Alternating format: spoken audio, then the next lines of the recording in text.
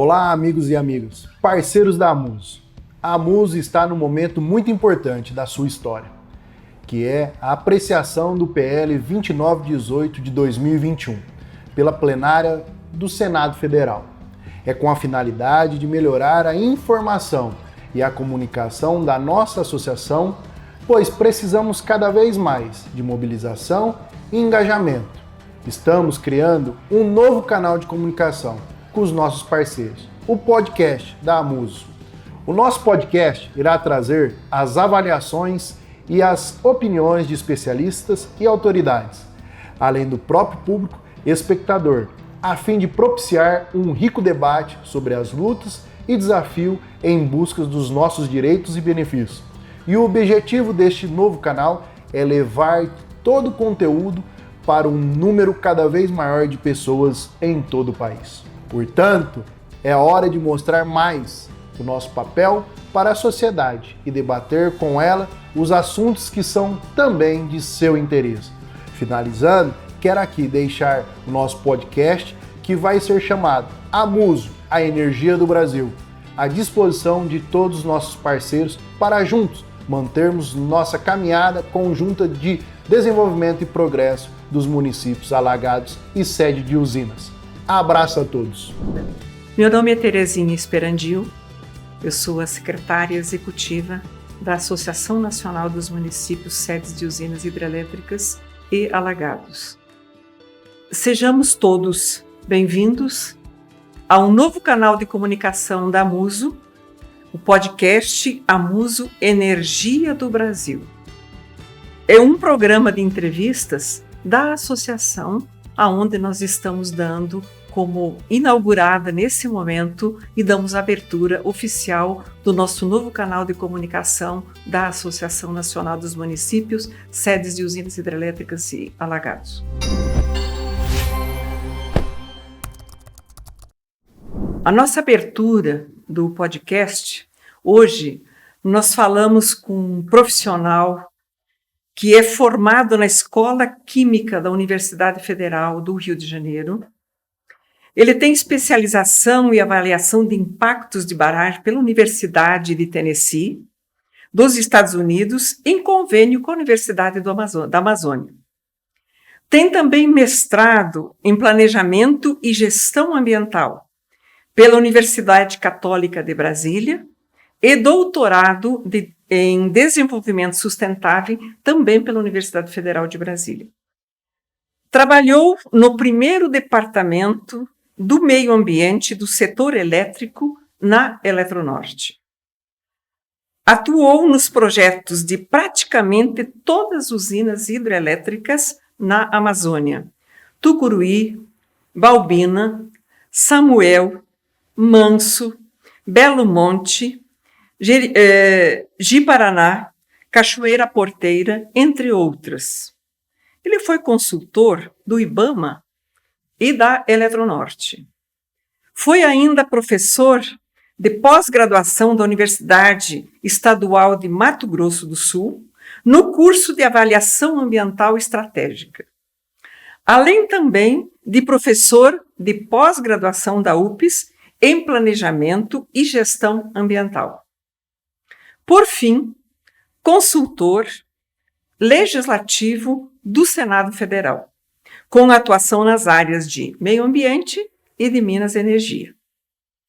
Está aqui conosco, hoje, para esta abertura do podcast, Dr. Ivan Dutra Faria, para falar sobre o tema Como contextualizar as mudanças da legislação na atual conjuntura da matriz energética do Brasil. Conosco, Dr. Ivan. Obrigado, Terezinha. Obrigado pela apresentação, pelo convite da Amuso. É sempre um prazer estar junto do processo do trabalho de vocês, que é intenso, e eu acompanho à distância, mas realmente dá para perceber que é uma batalha muito grande, uma batalha meritória, tremendamente meritória, e vamos ver se a gente consegue dar um pouquinho de contribuição para esse debate tão intenso que hoje em dia e há muitas décadas é travado no Brasil em relação às usinas hidrelétricas, especialmente. Bom, assim como primeiro tópico, a gente pode falar sobre a relevância da opção hidrelétrica para a nossa matriz energética. Nós temos um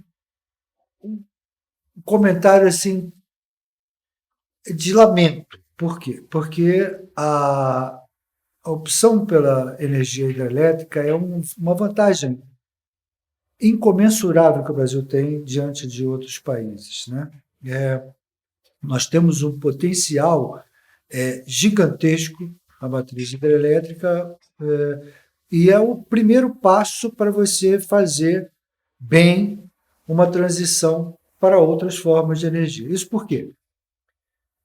Nós todos, cidadãos brasileiros, você que está nos assistindo, todos nós queremos, com muita intensidade, com muito desejo, que haja uma transição da matriz energética, principalmente para a área solar e a área eólica.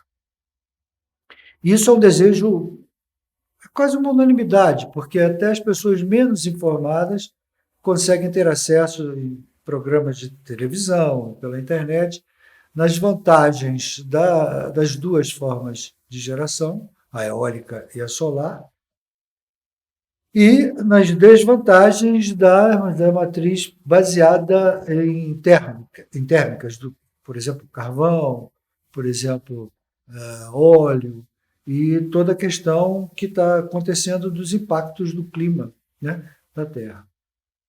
Mas eu comecei dizendo que é uma coisa assim meio a título de lamento, porque nós não aproveitamos bem a matriz hidrelétrica nossa. E muito por causa da judicialização. A gente vai falar depois sobre isso, mas é bom já dar uma pista inicial de que nós temos um grande obstáculo em todo o desenvolvimento que acontece dentro do processo de limpeza, entre aspas, de tornar a matriz limpa, né?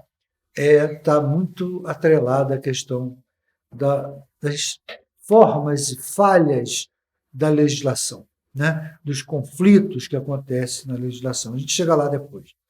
Falávamos, então, ainda há pouco sobre as opções solar e eólica, que com razão, vista pela sociedade como uma excelente opção.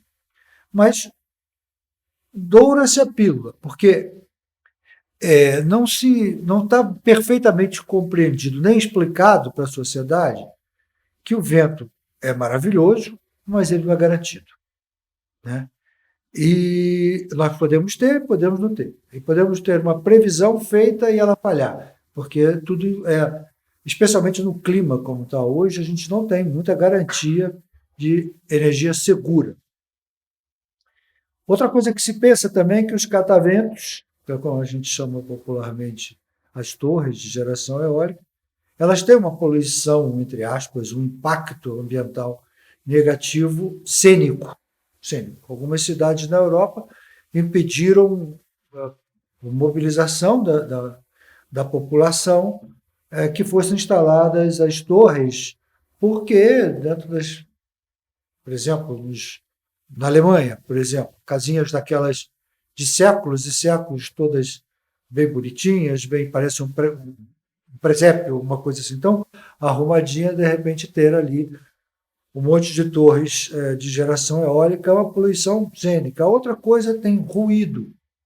A outra coisa tem também o impacto sobre as pessoas, no sentido de você não poder fazer nada naquela área ali, porque você tem toda uma área que tem que ser destinada a isso. A mesma coisa acontece com a solar. É uma espetacular opção. No futuro vai dar tudo certo, assim como a eólica, até a maré motriz, que se usa para usar a energia do movimento das marés. Tudo isso é altamente promissor. Mas nós não podemos nos iludir. Nós precisamos fazer uma transição, e quem garantia essa transição energética eram as usinas hidrelétricas. Ainda hoje mas elas foram subestimadas na sua capacidade de gerar energia. E uma das coisas que foi mais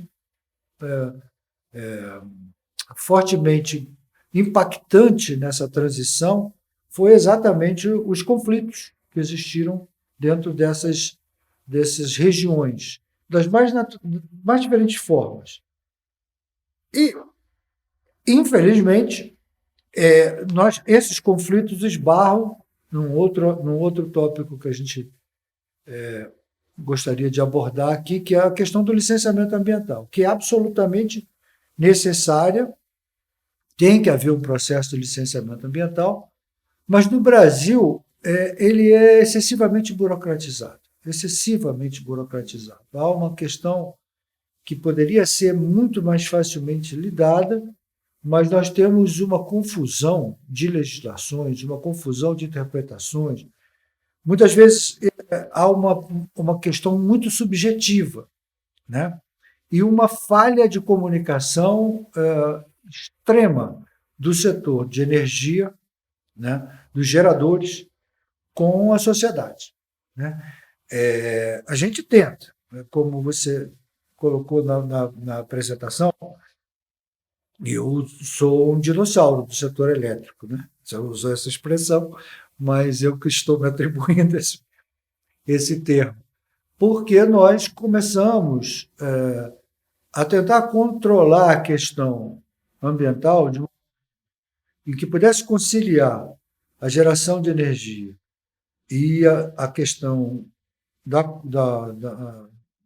dos impactos ambientais que uma hidrelétrica gera, porque todas as formas de geração de energia têm alguma forma de impacto, né? Que seja só, como eu disse, cênico, né? Que parece menor, mas é muito grave numa praia dessas paradisíacas, onde de repente se coloca no mar. Não estou falando nem em solo, né? Torres, vai ter uma questão subjetiva ali. Tem gente que vai achar lindo, né? E tem gente que vai achar horrível aquele monte de catavento gerando energia elétrica ali. É uma questão subjetiva. Doutor Ivan, nessa circunstância toda que nós estamos comentando, não seria o momento de despertar um trabalho para juntar todas essas dificuldades de licenciamento ambiental no Brasil, que seja um tipo de um licenciamento integrado com os órgãos, porque senão cada um fala uma linguagem, não estaria na hora de uma modernização, de uma busca. Por exemplo, nós fizemos com a aquicultura isto: desburocratizar a legislação com amparo de uma forma que seja útil para o setor, né? Então, eu acho que eu vejo aí, a gente vive essas dificuldades o tempo inteiro. Essa situação entre empresário, entre municípios, entre população.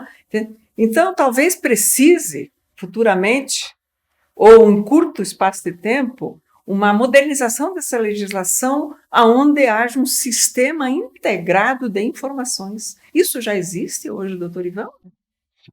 Foi mais uma oportunidade perdida pelo Brasil, porque existe um instrumento que integra isso, né? Você citou até no meu currículo que eu fui professor de pós-graduação de um curso que foi dado para a Universidade Estadual de Mato Grosso do Sul, a UEMS, para técnicos da área ambiental, que compraram bastante a ideia, mas que o Brasil não implantou. Tem um nome de avaliação ambiental estratégica ou simplesmente avaliação estratégica. Nós tivemos uma ministra do Meio Ambiente muito competente, que tinha doutorado nessa área, e nem assim nós implantamos esse tipo de sistema. Como ele funcionaria, né? Só para não perder muito tempo, vou fazer um breve resumo disso. A análise que faz uma avaliação ambiental estratégica, ela é feita basicamente de duas maneiras. Uma, a gente faz um recorte regional. A gente recorta uma região, digamos, a região do Centro-Oeste, vamos supor, seria bastante grande, mas vamos só para ficar mais claro para quem não está assistindo, que às vezes não tem, quem está assistindo, para quem não tem esse conhecimento, às vezes, do instrumento, né? Mas vamos supor que a gente quisesse fazer o Vale do São Francisco. Esse é o recorte territorial. Então, a gente se analisa tudo que se prevê, é planejamento, tudo que se prevê para aquela região. Ferrovia, hidrovia, hidrelétrica, rodovia, tudo que se planeja, indústrias, e se faz uma análise integrada de tudo que vai acontecer ali. Hoje não é assim no Brasil, nunca foi. Ou seja, eu chego ali, faço uma hidrelétrica, aí eu vou para o órgão ambiental, faço os estudos de impacto ambiental, faço todo o processo de licenciamento, gero uma documentação absurda. Os volumes que compõem o que o IBAMA, por exemplo, analisa, são pilhas e pilhas de documentos para analisar e emitir uma licença prévia, o primeiro passo, depois a de instalação e finalmente a de operação do empreendimento. A gente chama no jargão do setor LP, LI, LO. Essas 3 licenças são feitas a partir de um volume de informação repetitivo, porque se nós tivermos que fazer uma ferrovia próxima a essa hidrovia, o IBAMA já tem todas as informações sobre a região, sobre a parte geológica, a parte de onde ela vai passar, e isso vai repetir o licenciamento. Então, isso é um atraso. Os técnicos do IBAMA mesmo gostariam muito que houvesse essa integração, porque o trabalho deles seria muito facilitado. Então, a sua pergunta, respondendo sim, é preciso modernizar a legislação, sim, é preciso fazer com que a tomada de decisão seja mais tempestiva para que as coisas aconteçam, porque isso tudo retarda muito o desenvolvimento. Ninguém... É aquela coisa, quando a gente fala isso, não está falando em licenciar de qualquer maneira, não. De jeito nenhum.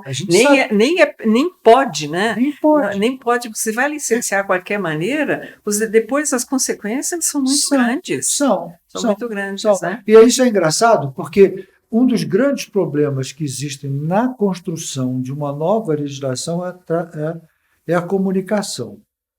É tão engraçado isso, porque parece que a gente está falando filigrana, mas no setor elétrico, por exemplo, um dos grandes problemas que houve, que geraram conflitos, foi simplesmente o nome das hidrelétricas. Olha só que coisa engraçada. O nome das hidrelétricas é tão engraçado, é tão básico, é tão elementar que você discuta isso com profissionais de comunicação, inclusive a profissão, existem os profissionais de comunicação, são divididos basicamente em cinema, televisão, publicidade e relações públicas. É uma coisa assim curiosa, porque as relações públicas são consideradas pelo ambiente de negócios como um pessoal que faz evento, e não é nada disso. É ao contrário, é muito mais sofisticado que isso e deveria ser sofisticado. E eu dou esse exemplo de nome de hidrelétrica pelo seguinte. Por exemplo, Belo Monte foi um projeto que se arrastou durante décadas. Quando o rio passava lá, não tinha nem susto no Xingu, eu já estava lá. E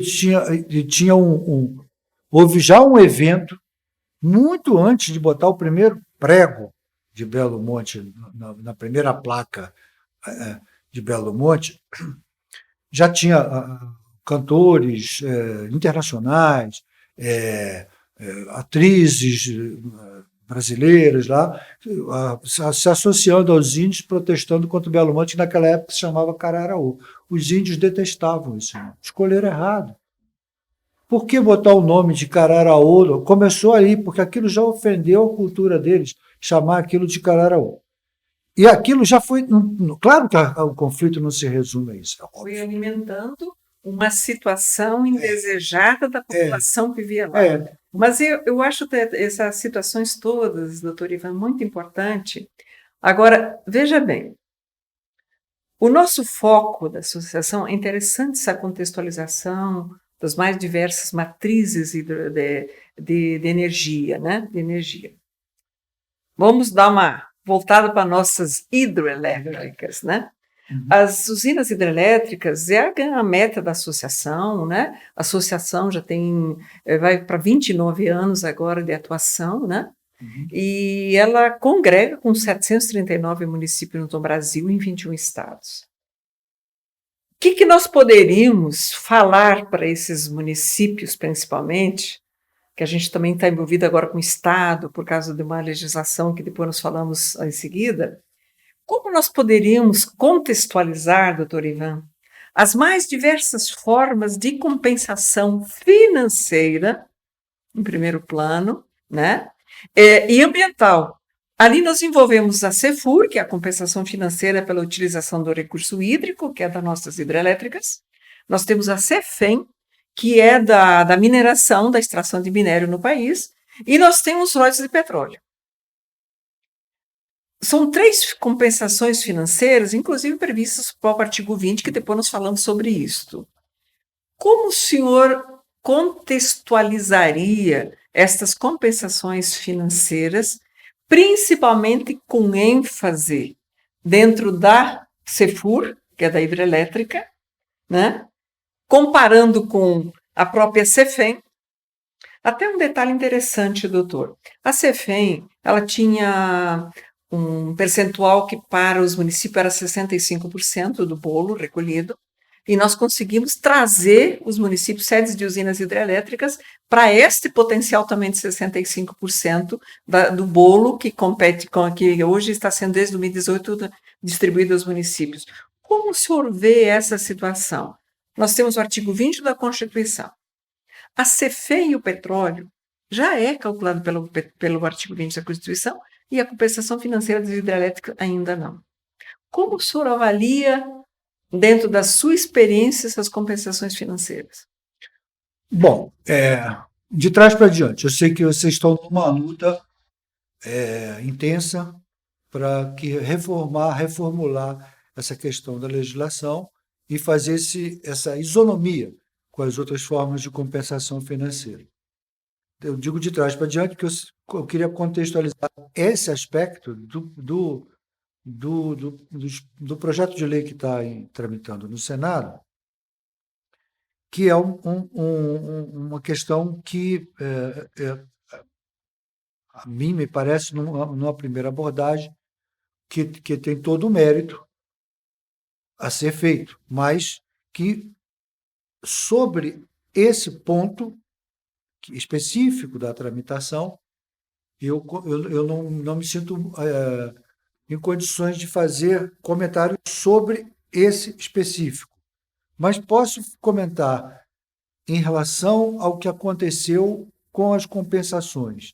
E é curioso, porque a gente tem 2 tipos de compensação. Claro, a compensação financeira, ela está pagando por um uso de algum recurso. Então, o royalty, que muita gente confunde, chama de royalty de hidrelétrica, e é interessante distinguir isso até para a sociedade. É bom os prefeitos, os vereadores, as comunidades, a imprensa local. Royalty a gente usa para petróleo e especificamente para a Itaipu Binacional. Toda essa arrecadação que é feita com hidrelétricas é a CEFUR, que é a compensação financeira pela utilização dos recursos hídricos. E a terceira, que é a CEFEM, que é a exploração associada à exploração mineral.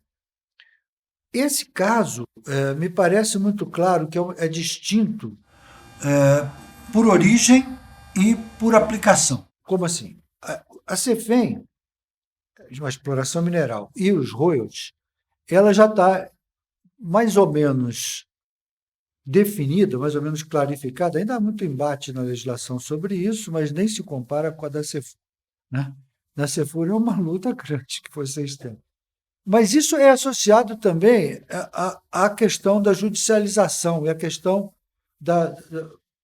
de como se faz no Brasil um processo muito demorado para clarear isso. tem a ver com essa questão do licenciamento que você falou, que eu acho que a gente tem instrumentos que podem fazer ela integrada, seria uma outra conversa, mas tem a ver principalmente com a judicialização em cima das hidrelétricas. Infelizmente, o que acontece, por exemplo, com o royalties do petróleo? O royalties do petróleo ele é gerado, por exemplo, na costa, lá no alto mar. Então, a movimentação é na cidade, com hotel, pouso de helicóptero e tal, mas tudo acontece longe da cidade. A exploração mineral, ela quase nunca ela é dentro de um núcleo urbano, né? São raríssimos os casos onde isso acontece com proximidade. Mas quase sempre é um sítio isolado. Então, essa aplicação da compensação financeira está associada mentalmente à sociedade àquele ponto isolado. Não há tanto envolvimento assim no processo de formação de um reservatório. No processo de formação de um reservatório, é uma coisa que tem que ser vista localmente. Não tem outro jeito. Mas ela tem uma aplicação que vai gerar energia para o país em outro ponto, até quase do Oiapoque ao Chuí. Porque, na verdade, as linhas de transmissão conduzem água no Brasil, né? Na verdade, o que acontece? Quando um reservatório da região norte, por exemplo, que tem um regime complementar à região, por exemplo, da margem esquerda, dentro da região norte, a margem esquerda do Amazonas e a margem direita do Amazonas têm regimes diferentes. São bacias hidrográficas diferentes. Diferentes, com situações diferentes. Quando uma tem uma vazão, a outra está mais seca. E é uma questão de geração de energia totalmente diferente, porque a água que desce, por exemplo, para Belo Monte, para Tucuruí, né? Que desce, essa vem daqui de cima, do centro-oeste, que tem um regime diferente da água que desce para Manaus, para Balbina, por exemplo. Ela vem do outro lado. Então, a gente enxerga a compensação chamada de CEFUR como uma indenização equivalente a ser feita, equivalente aos royalties, mas que foi vista de uma forma muito diferente. Por quê? Porque aconteceu, nesse intervalo de tempo, uma mudança de paradigma no setor elétrico. Essa mudança de paradigma veio pelo autoprodutor, pelo produtor independente, pelo mercado que é regulamentado, pelo mercado livre, né? Isso tudo veio acontecendo, coisa que no petróleo é totalmente diferente. Que a linha de transmissão que tem que levar que tem que levar energia gerada, que ela vai para o sistema nacional, que é a sustentação econômica do país. Exatamente. Exatamente. Então, é um sistema completamente diferente e por isso aí é que gera muito mais conflito, entendimento. Porque há formas de compensação são totalmente diferentes. Por exemplo, existe uma compensação que é a compensação que cria um parque nacional, que cria uma área de proteção ambiental. Essa é uma compensação que surgiu no setor elétrico, pouca gente sabe disso, né? Mais especificamente no hidrelétrico. O doutor Paulo Nogueira Neto, que é uma lenda dentro da questão ambiental no Brasil, teve uma ideia que não foi só dele, mas ele que foi o grande motivador disso, o seguinte: vou fazer um reservatório aqui, vou fechar uma barragem, vou alagar isso aqui. Então, obrigatoriamente, eu tenho que criar o mais próximo possível, uma área de proteção ambiental que tenha a mesma dimensão do lago. Exatamente. Não é nem a questão da dimensão, Terezinha, é a questão da qualidade. Ele pode ser até bem maior, mas a questão da qualidade que vai ser preservada, espécimes de animais, a flora, a fauna, aquilo ali vai ser um testemunho daquela região. Então, isso é que começa a compensação ambiental. Depois, com o processo de licenciamento avançando, surgiram as condicionantes ambientais do licenciamento, que é uma outra coisa, né? Então, eu tenho que criar por exemplo, eu vou fazer uma rodovia. Eu tenho que construir uma passagem de fauna que é, por exemplo, um buracão, onde eu possa conectar duas partes de floresta ali, sem que haja atropelamento de animais. Isso é uma forma de compensar o projeto. Quando chegamos na Cefur, é uma outra coisa. É um pagamento que o empreendedor tem que fazer pelo uso de um bem comum, que é do povo, que é da nação, né? Então, esse uso do bem comum tem que ser pago. E esse uso do bem comum tem que ser pago com especial destaque para quem tem área alagada, para quem a gente diz no jargão do setor elétrico, quem é molhado pelo reservatório. Inclusive, doutor Ivan, é uma termologia que nós costumamos muito usar. A compensação financeira, ela vem compensar o município pela perda da terra produtiva em detrimento de um lago.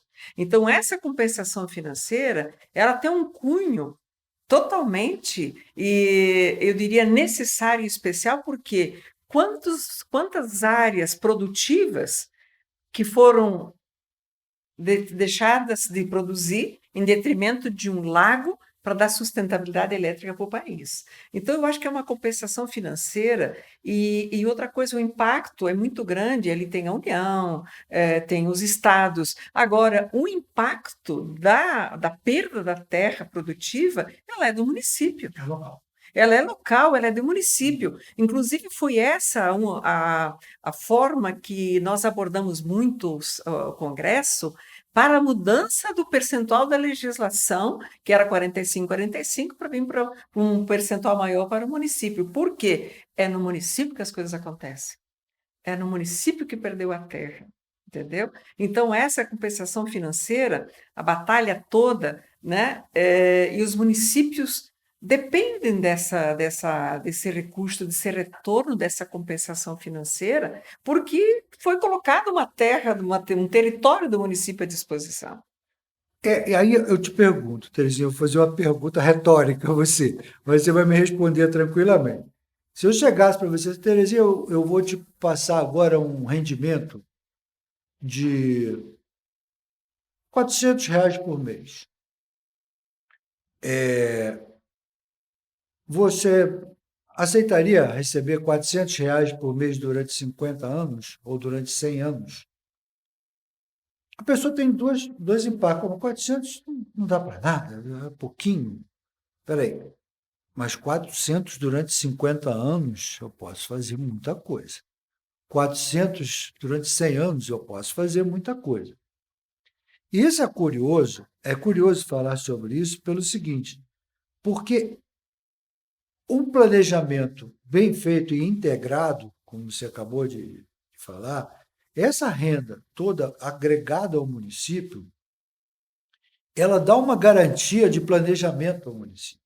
Bom, isso aqui, uma usina hidrelétrica vai durar 50, 60, 70, 80, 100 anos, entendeu? Então, aquilo ali é uma forma de planejar que sai prefeito, entra prefeito, aquele valor vai estar entrando. E a receita está aí. E aí é que está o negócio. O problema é que a gente precisa da segurança jurídica. Precisa da segurança jurídica para essa entrada de dinheiro, porque senão ninguém consegue planejar nada. Porque se eu tiver uma segurança jurídica temporária, eu não posso fazer planejamento de longo prazo. Aí os R$ 400 não servem para muita coisa. Né? O senhor colocou um ponto interessante que eu vou até trazer um pouquinho a situação. Quando a compensação financeira das áreas alagadas, a Cefur, foi constituída pela Lei 7.990, de 89, o sistema elétrico era verticalizado. Sim. Então, foi toda construída a compensação, a tarifa, etc. e tal, em cima desse movimento do setor elétrico verticalizado. Em 98, a legislação, o sistema elétrico nacional, ele deixou de ser verticalizado. Né? Aí, com essa circunstância, a partir desse momento da legislação, com a mudança da verticalização, os municípios estão com essa situação de segurança jurídica, eu diria, De insegurança, né? é insegurança jurídica, a falta da segurança jurídica desde 98, por quê? O setor elétrico mudou. A forma Legislação não. e a legislação, mudou-se a legislação para os empresários, mudou-se a legislação para todo um contexto, mas a legislação dos entes federados permaneceu. Então, veja bem, essa situação, essa sustentação, essa modernização dessa legislação, ela está tão iminente, ela é tão necessária, ela é tão a olho nu, que nós precisamos que os nossos legisladores vejam isso. Para isso, nós buscamos muito entender essa realidade da legislação dos entes federados. E nós não conseguimos buscar essa informação, entende? Com uma informação concreta, com os órgãos competentes. Foi onde a associação se debruçou em cima com 2 especialistas, né, dessa área, e nós estudamos, foi onde a gente identificou. Então, nós temos vários percalços dentro dessa legislação. 98 que a legislação mudou. Fala-se em modernizar.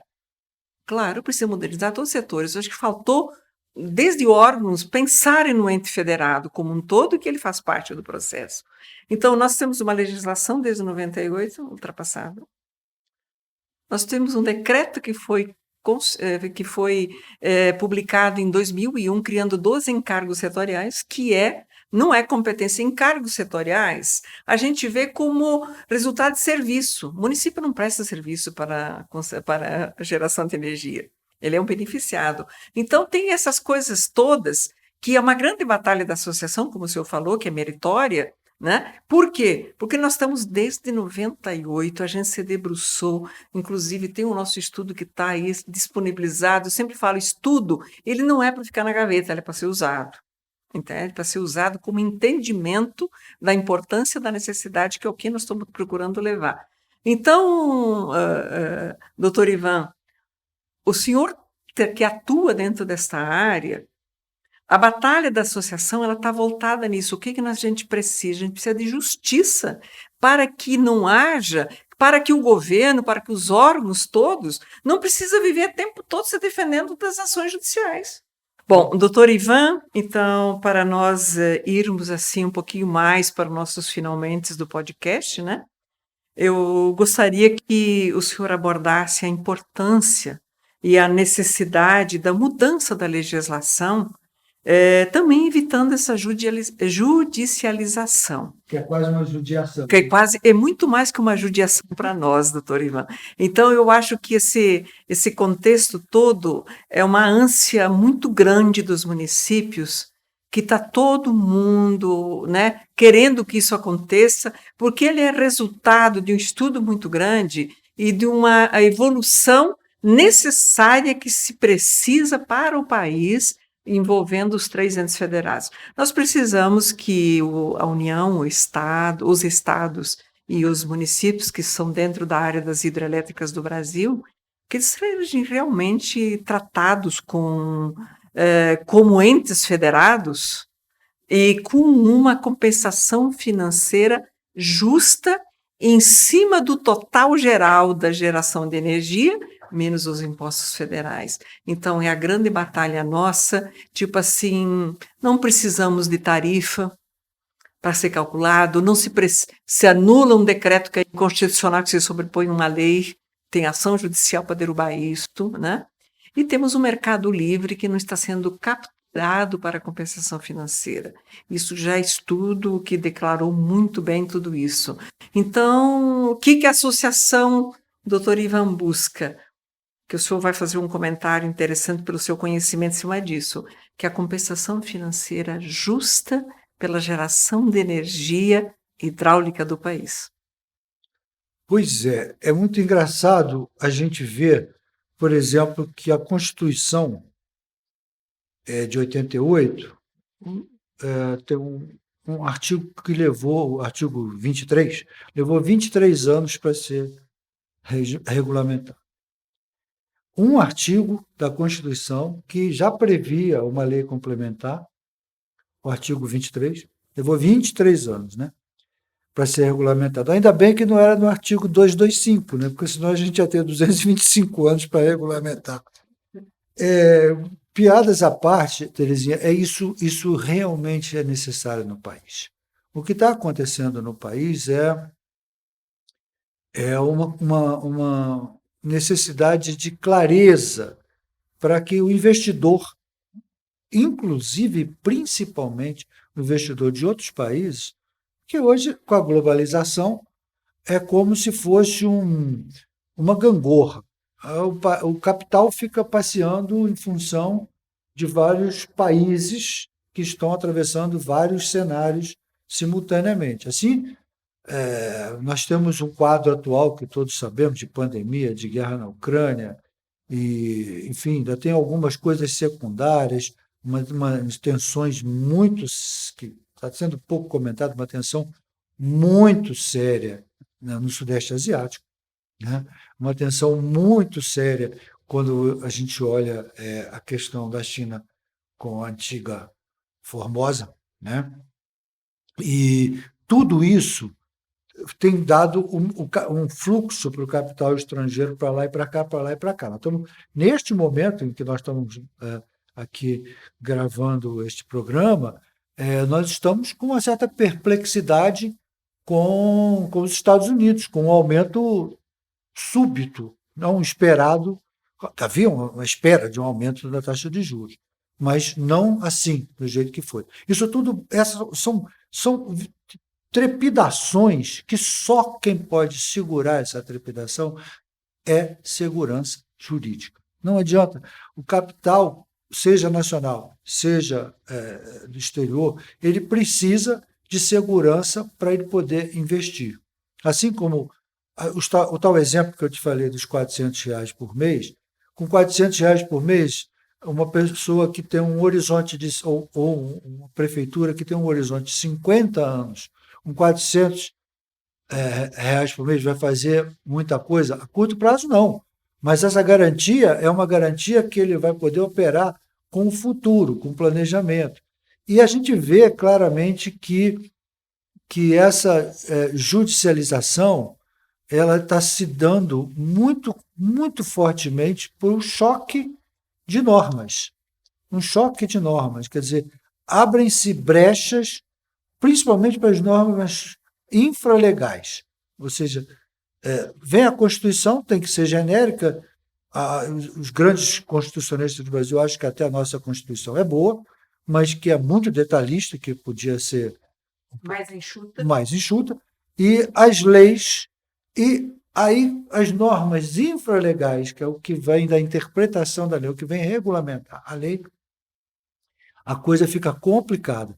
Quando a lei existe, e quando ela não acompanha, como me parece que foi o caso do mercado de energia elétrica, e ela não acompanha a evolução do mercado, fica solto. Quer dizer, por que eu vou investir num capital aqui se eu não tenho essa segurança? Porque a norma pode ser modificada a qualquer momento ou nunca é modificada. Quer dizer, são os dois extremos. Quer dizer, ou é uma coisa que não foi atualizada em função do mercado, que é o caso da Cefu, ela precisava ser atualizada em função do que aconteceu com o mercado de energia no Brasil.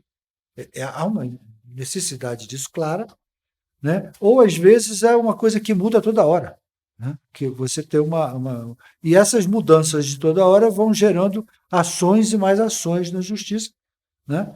Então, isso, simplificadamente, sim, nós precisamos fazer uma modernização na legislação brasileira. Vamos fechar o foco na questão de energia e meio ambiente, mas há outros campos onde isso precisa ser feito, né? Mas, fechando esse foco, nós temos tanto na legislação ambiental, que precisava ter um consenso sobre o licenciamento, né? Que é uma coisa conflitiva e conflitante o tempo inteiro, há muitos anos, e também na questão da energia, tá? De ver a energia E quem realmente sofre os impactos, né?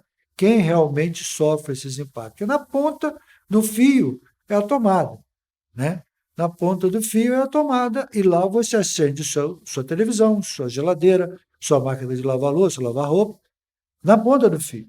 Mas para chegar lá, nós não temos tanto problema com uma linha de transmissão que é um empreendimento linear, assim como uma rodovia, assim como uma ferrovia, nós não temos tanto problema assim. Mas um lago de uma hidrelétrica, ele precisa ser entendido e potencializado. E para potencializar, precisa de investimento e lei. Nós não podemos abrir mão dos lagos que nós já temos de hidrelétrica sem investir ali em produção de proteína, por exemplo. Nós temos técnica para isso, sem fazer agressões severas ao meio ambiente na piscicultura. Nós podemos investir no turismo. Nós temos um campo gigantesco nesse país para investir no turismo, né? Nós temos que entender um reservatório como alguém que pode regularizar a vazão e conter enchentes. Nós temos que entender o reservatório como digo alguém, porque já é vício do setor elétrico. A gente trata as hidrelétricas como se fosse um ser, né? Então já escapam alguém assim, mas uma coisa, vamos falar assim, algo, né, que precisa ser entendido como o fornecimento de água, por exemplo, para irrigação. Então, onde está esse tesouro guardado? Quem é o que vai ter que cuidar desse tesouro principalmente? Claro que as cidades a montante, as cidades rio acima, vão ter que preservar suas matas, especialmente as matas ciliares, para que você tenha um suprimento de água constante para a geração de energia elétrica. Mas o grande problema está local, onde o reservatório banha, onde o reservatório molha no jargão. E isso me parece que é uma coisa que precisa ser conciliada a legislação. Acho que a primeira palavra é conciliar. Conciliar, porque nós temos leis à beça. Nós precisaríamos conciliar, enxugar as leis, modernizá-las, e assim a gente pode evitar. Porque senão a judicialização vai começar a acontecer também na solar, também na eólica, porque nós vamos estar ignorando que isso, vamos achar que isso resolve todos os problemas, que só a hidrelétrica que tem problema. Não é verdade, né? E nós precisamos, sim, a resposta sua a você é sim, nós precisamos modernizar isso agora. Foi muito importante, doutor Ivan, essa sua colocação, porque a gente tem sido demandado por inúmeros municípios desse uso múltiplo dos lagos, que seria para o esporte, esporte náutico, para a aquicultura. Inclusive, a associação tem um envolvimento muito grande, temos termos de cooperação técnica com o MAPA, ou especialmente com a Secretaria de Aquicultura e Pesca, dentro dessa área. Inclusive, fomos grandes partícipes do estudo de o que modernizar e a desburocratização da legislação da aquicultura. Nós fizemos parte durante a pandemia nos bastidores em todos os níveis. Foi modernizado o decreto e foi modernizado, inclusive, a dispensa de licitação para os lagos que implantarem projeto de aquicultura. Ele se habilita em todos os campos ambientalmente e ele não precisa competir para a parte de licitatória depois. Então, a implantação da aquicultura nos lagos, ela está nos lagos da União. Nós temos lagos dos rios estaduais. Essa legislação, os estados têm que adequar a legislação para os rios estaduais. Então, nós temos essa legislação já que desburocratizou, essa é a melhor expressão para ser usada, dentro da legislação, né, da aquicultura nos lagos. E assim, estamos aqui, finalizamos com os agradecimentos especiais ao doutor Ivan Dutra Farias, nosso companheiros, inclusive, de palestras, foi dado palestras por ele sobre a compensação financeira em eventos nossos. Então, é um profissional dessa área que sempre teve alguma participação, foi entrevistada em revista dos nossos 25 anos da Muso. Então, nós já temos uma história dentro do conhecimento de toda essa sua história que o senhor tem dentro desse setor. E assim, né, nós aqui, como a Muso, nossa diretoria, os nossos conselhos fiscal, Conselho dos Municípios Alagados, parabeniza todos os municípios sedes de usinas hidrelétricas e alagados por terem autorizados esse novo canal de comunicação da Muso, que é o podcast A Muso, né, do Brasil, e com isso fazer com que esse canal seja uma abertura para inúmeros assuntos, inúmeros profissionais que venham trazer para os municípios informações dentro do que compete de programas afins dos lagos das usinas hidrelétricas. Então fica aqui, doutor Ivan, nossos agradecimentos especiais em nome da diretoria, em nome dos conselhos, em especial em nome do nosso presidente, que é o prefeito Otávio de Ilha Solteira, São Paulo, que ele é o nosso presidente. Então fica o nosso agradecimento especial pela sua inauguração do podcast da Muso. E aqui estamos, né? E nossos podcasts vão continuar, e cada assunto, cada momento, cada podcast ele terá um assunto específico que tem a ver com os lagos das usinas hidrelétricas do Brasil. Um abraço a todos e muitíssimo obrigada.